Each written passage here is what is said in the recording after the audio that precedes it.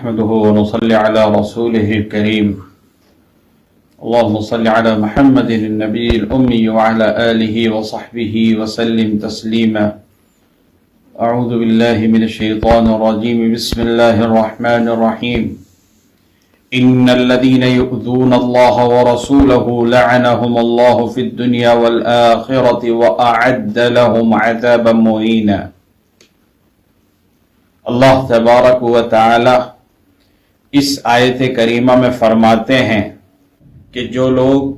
اللہ اور اس کے رسول صلی اللہ علیہ وسلم کو تکلیف پہنچاتے ہیں، ایذا پہنچاتے ہیں، ان کے اوپر اللہ کی لعنت ہے اور اللہ کی پھٹکار ہے، دنیا میں بھی اور آخرت میں بھی، اور ان کے لیے ذلت والا عذاب اللہ تبارک و تعالی نے تیار کر رکھا ہے۔ آج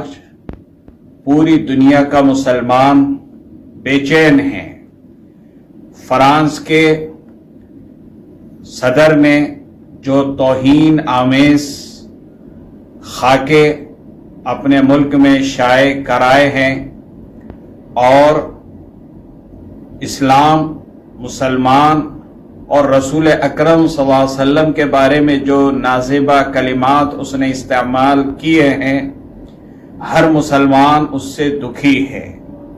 اور اس کی وجہ یہ ہے کہ رسول اکرم صلی اللہ علیہ وسلم سے ہر مسلمان محبت کرتا ہے۔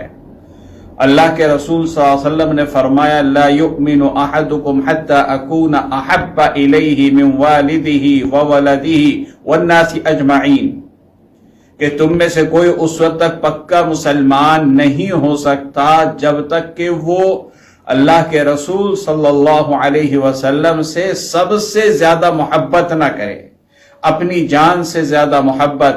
اپنی اولاد سے زیادہ محبت اور اپنے مال سے بھی زیادہ محبت رسول اکرم صلی اللہ علیہ وسلم سے ہو۔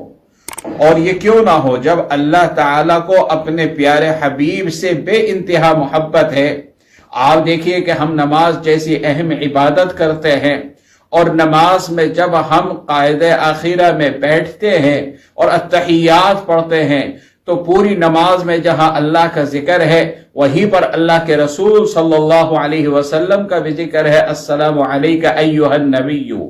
اور جیسے ہم دوسری دعائیں اور قرآن نماز کے اندر پڑھتے ہیں ایسے ہی درود شریف بھی پڑھتے ہیں۔ تو اللہ نے نماز جیسی عبادت میں اپنے ذکر کے ساتھ اپنے نبی کے ذکر کو پسند فرمایا۔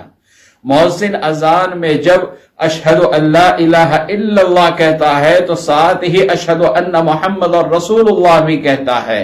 اذان میں بھی اللہ نے اپنے نام کے ساتھ اپنے حبیب کے نام کو پسند کیا ہے۔ اسی طریقے سے اور بہت سے مواقع ہیں اور بے شمار مواقع ہیں جہاں اللہ تعالی اپنے ذکر کے ساتھ اپنے حبیب کا تذکرہ کرتا ہے۔ آج جو کچھ فرانس کے صدر نے حرکت کی ہے اور جو نازیبہ کلمات استعمال کیے ہیں، ہر مسلمان اس سے دکھی ہے، اور ہم کم سے کم اتنا کر سکتے ہیں کہ ان کو اقتصادی طور پر چوٹ پہنچانے کے لیے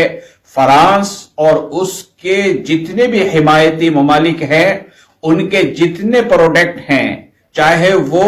ہمارے ضروریات زندگی میں کسی بھی مقصد کے لیے استعمال ہوتے ہوں، ہمیں ان تمام چیزوں کا مکمل بائیکاٹ کرنا چاہیے، اور اللہ اور اللہ کے رسول صلی اللہ علیہ وسلم سے اپنی سچی محبت کا اظہار کرنے کا ایک طریقہ یہ بھی ہے، ہمیں اس طریقے کو اختیار کرنا چاہیے، اور مالی اعتبار سے، اقتصادی اعتبار سے ان کو اتنی چوٹ پہنچائے کہ جب یہ اپنی غلطی کے اوپر نادم ہوں اور شرمندہ ہوں اور اسلام اور مسلمانوں کی حقانیت کو تسلیم کرنے کے لیے مجبور ہو جائے۔ آج فرانس کے اندر چونکہ اسلام بڑی تیزی سے پھیل رہا ہے، یہ اس سے بوکھلائے ہوئے ہیں، بوکھلاہٹ کا شکار ہیں، اور اسی وجہ سے ایسی گھناؤنی حرکت کر رہے ہیں۔ ہم دل کی گہرائیوں سے ان کی ان حرکتوں کی مذمت کرتے ہیں اور اپنی حکومت سے بھی مطالبہ کرتے ہیں کہ وہ مسلمانوں کے جذبات کا احترام کرتے ہوئے فرانس کی حکومت سے پرزور احتجاج کرے اور تمام مذاہب کی جو مذہبی شخصیات ہیں ان کا ادب، ان کا احترام ہونا چاہیے، اور کوئی بھی ایسی بات نہ ہو جس سے کسی کے دل کے جذبات کو ٹھیس پہنچے۔ وآخر دعوانا ان الحمد للہ رب العالمین۔